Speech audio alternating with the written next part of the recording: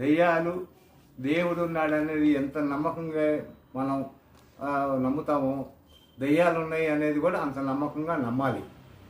ఎందుకంటే దేవుడు ఉన్న చాట దెయ్యాలు అనేది కంపల్సరీ ఉండటం అనేది సహజం. ఎందుకంటే మనం దేవాలయాలకు వెళ్తాం, దేవాలయంలో దేవుడు ఉంటాడు. నలమంత కోరికలు తీరక ఆ అత్యాధిక అల్ప సంతోషంతో, అల్ప సుఖాలతో, అల్ప ఆయుష్తో కొంతమంది కోరికలు తీరక అట్లా చనిపోతూ రకరకాలుగా విధానంలో చనిపోతూ ఉంటారు. అలా చనిపోయిన వాళ్ళు, అర్ధాంతరంగా చనిపోయిన వాళ్ళు సంపూర్ణ దేవతాగణంలోకి, దేవలోకానికి ఎవరు, స్వర్గానికి ఎవరు వెళ్ళరు, కానీ పాతాళానికి వెళ్ళరు. వాళ్ళు నరకానికి పోతారు అనేది ఆంక్ష అది.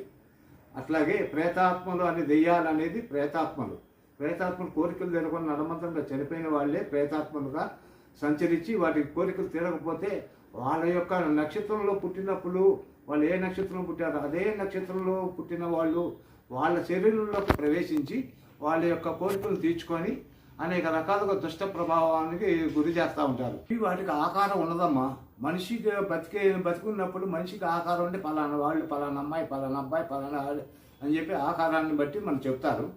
కాకపోతే వాళ్ళు అర్ధాంతరంగా చనిపోయి ప్రేతాత్మలుగా మారినప్పుడు వాళ్ళకి ఆత్మలో గాల్లో వాటి యొక్క ఆకారాలు తెల్లటి పొగ, మంచు, గాలి యొక్క విధానంలో సుడిగుండంలా గర్రం తిరుగుతూ ఉంటాయి. రోడ్ల మీద సుడిగుండంలా తిరుగుతూ ఉన్నప్పుడు వాటికి ఎదురు వెళ్తే అవి మీద చుట్టినాయి అంటే మనిషిని ఆవాహం అయిపోయి ఆ శరీరంలో ప్రవేశించి తీసుకెళ్లి ఇష్టానుసారంగా ఆ మనిషిని తీసుకెళ్లి అవతల పడేసి ప్రమాదాలకు కూడా గురి చేస్తాయి, మనిషిని కూడా చంపుతాయి. బ్రతికున్న మనుషుల్లో కూడా ఆ ప్రేత గణాలు, పిశాచ గణాలు స్పష్టంగా ఇప్పటికీ మన చుట్టూ వలయంగా తిరుగుతూనే ఉంటారు. మనుషుల మధ్యలోనే ఈ రాక్షస గణాలు, దుష్టగణాలు, ప్రేత గణాలు ఇవన్నీ సంచారం చేస్తూ ఉంటాయి.